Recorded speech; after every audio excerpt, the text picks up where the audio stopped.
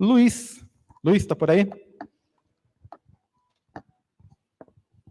Opa, tô por aqui. Fala, Luiz, é com você agora, hein? Tudo jóia, Renícius? Tudo jóia. Tudo jóia? O palco é Bom, todo seu. vou compartilhar aqui a tela então. Vocês me falam se vocês estão vendo. Só um segundinho.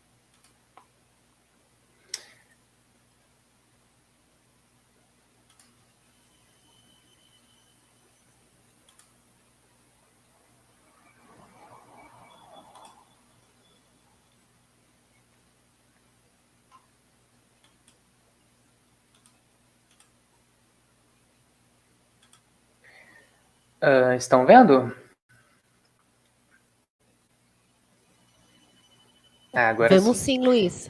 Já estamos vendo. Tá jóia. Tá jóia. Então, muito boa noite a todos. Muito obrigado pelo convite. Muito obrigado pela presença de todos. E hoje eu trouxe um tema aqui muito interessante para falar para vocês sobre fundamentos de inteligência artificial, um grande passo para o futuro, que seria basicamente o que a gente está vendo acontecer. Inteligência artificial está dando um passo tão grande em nossas vidas, está chegando com tudo, com várias ferramentas aí no mercado, e eu vim trazer um pouco dessa abordagem aí para vocês sobre esse tema de inteligência artificial e vermos uma perspectiva do passado até hoje. Bom, primeiramente, quem sou eu, né? Eu sou Luiz Fernando Adame dos Reis, mas podem me chamar só de Luiz mesmo, o nome é muito grande. Sou pós-graduando em Segurança de Informação, estou quase formando já na pós-graduação. Sou graduado em ADS, né? O tão famoso Análise e Desenvolvimento de Sistemas. Sou analista de TI numa rede de supermercados aqui no sul de Minas, Unisul, né? Também palestro e dou eventos, e dentro do Microsoft Learn Student Ambassador, eu sou beta e estou desde 2022 até esse ano de 2023. E também tenho um canal no YouTube, na qual eu posto diversos assuntos sobre tecnologia, e também compartilho meus projetos aí no GitHub também. Quem quiser dar uma olhada depois eu passo o link. Vou deixar aqui meu LinkedIn para vocês e o currículo Lattes para caso quiserem entrar em contato, fazer alguma pergunta, conexão. Estamos aí para responder todo mundo. Bom, vamos fazer aqui uma analogia, uma linha do tempo de como que está o caminhar da tecnologia de maneira geral mesmo. Vamos falar da tecnologia de maneira geral e não somente da inteligência artificial agora nessa linha do tempo. Em 1760, a gente teve a Revolução Industrial, que veio para trazer o trabalho manufaturado para as linhas de produção e automatizar com as linhas de produção. Então, a gente começou a usar máquinas para isso. Depois, em 1840, a gente teve a Segunda Revolução Industrial. Com a Segunda Revolução Industrial, a gente teve um acréscimo da eletricidade, que foi muito importante nessa época. E também a gente teve a indústria química na Segunda Revolução Industrial, que trouxe aí para a gente as armas químicas que a gente vê que foi utilizado nas guerras mundiais. Temos o petróleo, né, como combustível, fertilizantes para a agricultura. E a gente veio, depois disso, para 1945, ou seja, na década de 40, a terceira Revolução Industrial. Na terceira Revolução Industrial, a gente teve o quê? A gente teve a eletrônica surgindo com tudo. Os primeiros pensamentos de IA os primeiros pensamentos de IA começaram naquela época, né? E a gente teve aí o começo do surgimento de toda a internet, no sentido de todo o planejamento das redes, telecomunicações e robóticas também. A gente teve todo esse início, esse pensar, né, inclusive com inteligência artificial, tanto que as primeiras ideias sobre inteligência artificial começaram a ser pensadas nessa década de 40. E a gente teve em 1997 esse famoso caso que o Deep Blue, que é o computador, né, baseado em inteligência artificial, venceu o Garry Kasparov, que é um mestre de xadrez da época. Ele venceu o Garry Kasparov e aí a gente teve essa notícia aí espalhada pelo mundo. Um pouco mais diante disso, após os anos 2000, ou seja, em pleno século XXI, a gente teve a quarta revolução industrial que começou e ainda está no contemporâneo nosso aqui, basicamente, né? E o que ela trouxe? Trouxe a IoT, os estudos sobre nanotecnologia e desenvolvimento e a inteligência artificial implementada em sua totalidade. Se na década de 40 nós tivemos os primeiros pensamentos sobre inteligência artificial, nessa atualidade, na quarta revolução industrial, a gente teve as suas implementações. E aí é o que a gente começou a ver ultimamente aí, as famosas ferramentas que estão surgindo aí, porém, teve muito mais antes disso, e a gente às vezes fica aficionado numa coisa que está recente, mas a gente para pensar no passado da inteligência artificial, a gente vê que tem muito mais, né? E aí, o que é inteligência artificial? Começa a perguntar para você o que é isso, né? A inteligência artificial, a gente pode definir como são softwares que buscam imitar, e aí quando eu digo imitar, eu coloco até em caixa alta aqui no slide. Por quê? Porque é isso que ela faz. Ela não está para substituir-nos, né? Ela está para imitar as atividades, os comportamentos e também as capacidades humanas. Então, observando-se a natureza humana, o proceder das coisas, a gente tenta ver, opa, é possível eu trazer isso dentro para o mundo digital? Será que é possível ensinar uma máquina da mesma maneira como o proceder das coisas aqui fora, no nosso mundo real, natureza, né? E aí, uma observação. Mesmo que a inteligência artificial faça um ótimo trabalho, ela sempre vai estar em contínuo aprendizado, e é isso a gente precisa frisar, porque a gente vai estar sempre fornecendo dados para ela, então ela nunca vai estar 100% completa, vai sempre estar aprendendo, né? E aí, qual que é o processo de aprendizado de uma inteligência artificial? Basicamente, a gente tem o fornecimento dos dados. Aí ela pega esses dados que nós fornecemos a ela, processa eles e aí aprende os dados. Aprende com os dados. E com isso ela alcança o objetivo, aprendizado de máquina. Porém, a gente pode pensar aqui, quais são as possibilidades que a gente tem de aplicação com a inteligência artificial? A gente tem aplicações para a área da saúde, para a área de lazer, entretendo usuários, né? A gente vê as plataformas de streaming aí hoje em dia, que utilizam de algoritmos, né, para poder oferecer propostas de filmes, de músicas baseado no que o usuário curte, né? Salvar o planeta a gente também pode através, a gente vê aí as agências espaciais aí colocando inteligência artificial em seus projetos, né? Educação também é um tema muito importante que ela pode nos ajudar. No mundo dos negócios também, das finanças, pode nos ajudar, né? No mercado financeiro, na segurança, no automobilismo.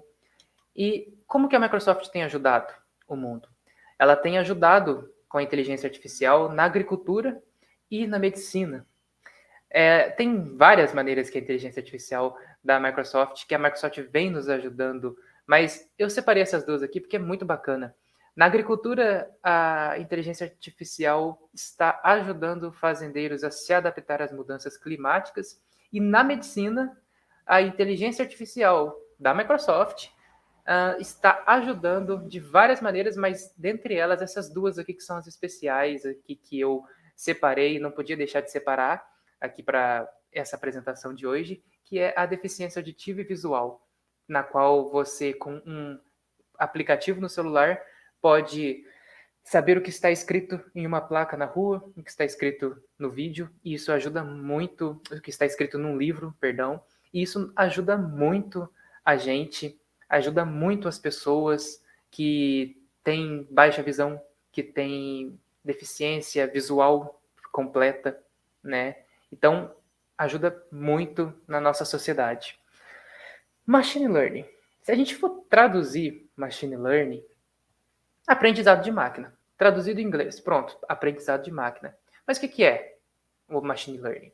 O machine learning é a máquina aprender a imitar um comportamento humano, como a gente disse agora há pouco no início da apresentação, e a gente alimenta a inteligência artificial com dados, e só que ela vai aprender por si só, própria. Ela vai processar os dados e aprender ela mesma, baseado no processamento que ela fez daquele determinado dado.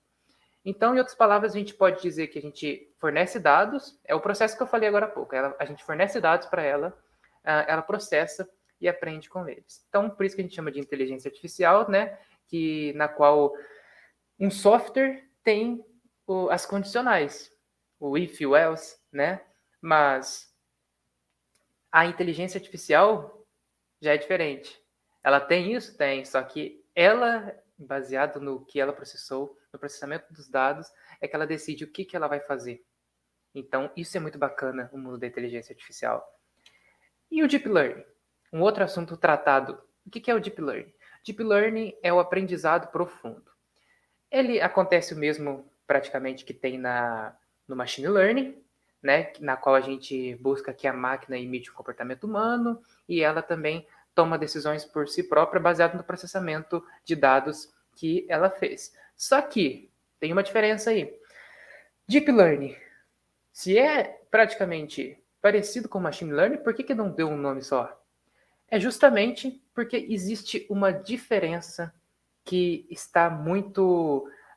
uma diferença matadora de Deep Learning para Machine Learning. São nomes diferentes para uma mesma coisa, tudo bem, mas tem justamente uma diferença, um fato que diferencia entre eles que a gente vai ver agora. Essa animação que vocês estão podendo ver aqui é o que representa o Machine Learning e o Deep Learning. No Machine Learning a gente tem o ser humano, né? E aí a gente pode entender pela equipe que está treinando uma determinada inteligência artificial ou que criou uma. Um ser humano seleciona quais dados a IA vai processar. Então, o ser humano, né, a equipe seleciona, opa, esse é dado, eu vou mandar para ela processar. E aí ela processa e pronto, aprendeu com os dados. Isso de uma maneira geral, né? É claro que o procedimento por trás disso é muito mais complexo, mas assim, só para ficar claro para quem não entende de inteligência artificial ou entende muito pouco ou algo do tipo, seria basicamente isso, processamento de dados, né? Você fornece, ela processa e aprende. Porém, a diferença do machine learning e do deep learning está aqui. No machine learning a gente tem um ser humano atuando no que ele quer de oferecer de dados, na verdade, fornecer de dados para a IA, e no deep learning já é diferente. A máquina é colocada sob vários dados, ela seleciona os dados que ela vai processar. Então, essa é uma diferença muito importante quando a gente fala de deep learning e machine learning. E aí, como que a gente pode treinar uma IA com o Azure? A gente pode fazer de diversas formas. Aqui são as 5 formas que a gente pode fazer, que é o aprendizado de máquina, detecção de anomalias, visão computacional, o PLN, que é o processamento de linguagem natural, e a mineração de conhecimento. Mas vamos ver aqui um desses exemplos aqui. Se a gente for falar sobre detecção de anomalias, que é uma das possíveis formas de se fazer, de se treinar inteligência artificial usando o Azure, que é o Anomaly Detector, ferramenta da Microsoft, a gente lê isso aqui, a gente fica, opa, isso aqui não faz sentido. É utilizado o monitoramento constante dos dados e feita uma análise ao longo do tempo para detectar se houve algum resultado fora do esperado ou não. Tá, mas o que é isso? Está escrito, beleza. Vamos ver um exemplo na prática para a gente entender o que é a detecção de anomalias. Imagina aí que uma corrida de Fórmula 1, e na corrida de Fórmula 1 os carros eles possuem sensores que detectam telemetria e todas as demais informações. O modelo de Anomaly Detector é treinado para aprender quais que são as variações que não são consideradas risco e quais são as que são consideradas risco. E aí, após treinamento da inteligência artificial baseada em detecção de anomalias, pronto, ela foi colocada em prática no dia do evento. Aí é dada a largada, os carros, né, os veículos começam a a rodar na pista lá, começam a corrida, e o Anomaly Detector, né, inteligência artificial baseada em Anomaly Detector, ela começa a ver os dados que estão sendo captados pelos sensores dos carros. E aí, os carros vão passando, a inteligência artificial vai captando, vai verificando se está dentro da margem de risco, a margem considerada que não é risco, ou se está sendo considerado risco. E aí, em determinado ponto, ela detecta que um determinado valor foi atingido. Opa, subiu acima da margem. Isso aqui é o que não é considerado risco, e a gente teve isso aqui. Então, a gente extrapolou. Opa, a inteligência artificial pode nos ajudar para que os engenheiros e os técnicos já fiquem alertas para chamar o piloto para poder eles verificarem o carro, fazerem as manutenções e tudo mais, porque senão, se o piloto continuasse, provavelmente ele poderia sofrer um acidente, o carro poderia sofrer algum tipo de pane elétrica ou algum tipo de outra ocorrência e causar a fatalidade do piloto, por exemplo, levar a óbito, ou se não levar a óbito, ele poderia causar um dano, quebrar algum membro, enfim. Então, ela nos ajuda a prever para que, antes de acontecer algo de negativo, a gente possa prever para que aquilo não aconteça e a gente esteja preparado e evitar, né, com que ocorra. Qual que é a vantagem disso tudo, de usar a inteligência artificial da Microsoft? Você não precisa ser um programador. É claro que se você for um programador, se você se conhecer de alguma linguagem de programação, Python, por exemplo, JavaScript, enfim, é muito interessante, é muito, muito bom. Você vai conseguir fazer mais coisas, né? Você vai ter uma possibilidade maior. Mas você não precisa ser, né? Porque você vai poder usar um modelo já pronto, né? Já disponibilizado para você. Você não precisa ser especialista em inteligência artificial, e também não precisa ter um supercomputador, porque você vai usar na nuvem, né? O Azure você acessa com o seu navegador. Então você não precisa de ter um computador super potente, você vai estar acessando os servidores da Microsoft remotamente. Mas quando a gente fala de IA, a gente não pode deixar de esquecer de falar de riscos e desafios. E a gente tem riscos e desafios, sim, quando a gente fala de IA, que alguns deles aqui que eu coloquei para a gente falar é que erros mínimos podem gerar danos irreparáveis e fatais. Que foi o caso que eu acabei de explicar sobre o Anomaly Detector, né? Um erro, uma detecção acima do normal, acima do que é considerado normal, que não é considerado risco, poderia causar algo de ruim, né? Dúvidas e rejeição por parte dos usuários, e aí a gente fala do mercado financeiro, né? O pessoal do mercado financeiro podem ficar com receio de seguir a recomendação da IA, pensando, mas que fonte que ela se baseou para fazer essa previsão para mim, né? E aí também um exemplo bacana de risco que a gente pode ter aqui é que erros por parte de uma inteligência artificial, ela pode prejudicar a imagem de alguém e deixar dúvidas sobre quem que deve ser o culpado. E aí eu coloquei um exemplo aqui para a gente pensar junto. Imagina aí que uma pessoa inocente foi condenada, né? Foi uma inteligência artificial reconheceu o rosto de uma pessoa e ela é muito parecida com a do criminoso, que né, o real criminoso que cometeu o crime, ela é muito parecida e a inteligência artificial identificou a pessoa inocente como não sendo, como sendo o criminoso. E aí eu te pergunto, como é que ficou a imagem dessa pessoa? Ela foi confundida e aí como é que ficou? A imagem dela foi prejudicada? Quem que vai ser responsável? A empresa, a empresa responsável pelo projeto dessa IA, os desenvolvedores que estão fazendo, que estão contribuindo com a equipe, né, para o desenvolvimento desse projeto. Quem que vai ser responsável? Então é uma variável que a gente ainda tem que pensar bem, né, e que não temos a resposta no momento. É uma incógnita, né? E como que a gente evita esses riscos? a gente pode evitar esses riscos garantindo com que a IA seja imparcial e inclusiva. Então, a gente tem que garantir que ela inclua todos, sem distinção de raça, gênero, seja imparcial, inclua todos.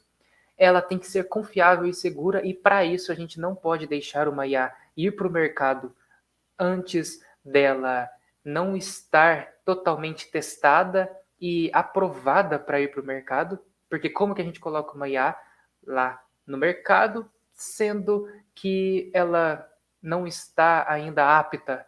Ela pode contribuir para algo devastador, né, a um desastre. A gente não pode lançar ela. Então a gente tem que garantir que ela esteja confiável e para isso fazer testes rigorosos antes de lançar ela. Ela deve respeitar a privacidade do usuário, deve ser acessível a todos, de fácil manuseio, de fácil funcionamento, para que todos consigam manusear.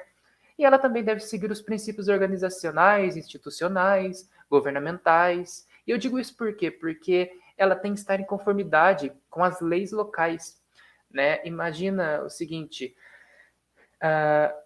como é que eu coloco uma inteligência artificial sem pensar nas leis do país que ela vai atuar, nas leis da organização que ela vai estar fazendo parte, né? Então, a gente precisa pensar bem, estar preparado para com que ela haja dentro dos requisitos exigidos pela lei local. E para finalizar aqui, a gente faz um resumo aqui dizendo que a inteligência artificial nos ajuda, ela pode nos ajudar em vários contextos do nosso cotidiano aí, na nossa sociedade. Só que eu queria deixar essa tão famosa frase do tio Ben aqui, lá do Homem-Aranha, né, do Peter Parker, como uma frase para fazer todos nós aqui nessa noite de hoje pensar bem. Com grandes poderes vem grandes responsabilidades. É o que o tio Ben falou, né, pro Peter Parker. Mas a gente precisa pensar bem nisso, e essa frase cai nesse contexto que nós estamos agora aqui nessa noite de hoje pensando sobre inteligência artificial, porque vale a gente pensar o seguinte: a inteligência artificial já está no meio de nós, a gente está vendo muitas ferramentas surgir aí, e a gente tem várias possibilidades de fazer, de utilizar ela. Aí agora eu te pergunto, se a gente tem várias possibilidades de utilizar ela, como que você vai escolher utilizar ela? Você vai escolher utilizar ela para algo de positivo, que vai ajudar a comunidade, que vai ajudar todos da sociedade, você vai fazer algo de bom com ela? Ou você vai fazer algo de negativo? E aí é o que eu digo, se você fizer algo de negativo com ela, você vai ser responsabilizado e as consequências vão vir atrás de você. Nós somos responsabilizados pelo que fazemos. Se fazermos para o bem, nós vamos com certeza estar contribuindo cada vez mais para a comunidade e nós vamos estar ajudando com que a inteligência artificial tenha o seu lado positivo efetivado na sociedade e seja usada para o bem mesmo, ajude pessoas. Mas agora, se a gente usar para o mal, se a gente usar de maneira com que não vai apoiar positivamente a sociedade, não vai ajudar, a gente vai usar ela para algo de negativo, aí a gente é responsabilizado também pelo que nós estamos fazendo. Né? A gente preocupa muito no nosso dia a dia em falar inteligência artificial, temos medo de acontecer igual aconteceu na Skynet. Mas aí é o que eu te pergunto, será que vai chegar tão logo isso? Ou a gente vai ser mais rápido chegar o ponto do ser humano usar a inteligência artificial para algo de negativo? Então, fica aí, é com isso que eu fecho aqui essa noite de hoje, falando isso para vocês. Eu escolho fazer o bem com inteligência artificial, ajudar cada vez mais para a sociedade. E você? O que você escolhe?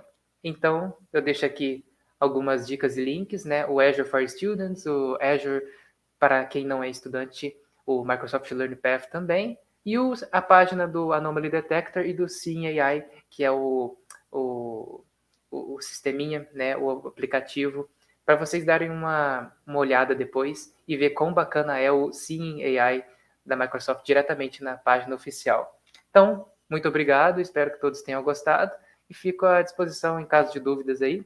Podem me perguntar que eu estou à disposição.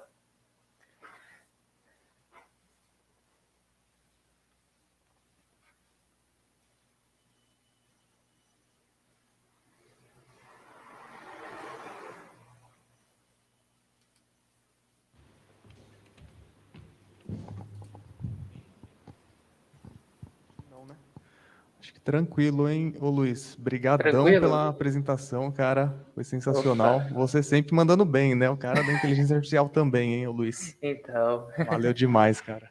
obrigado.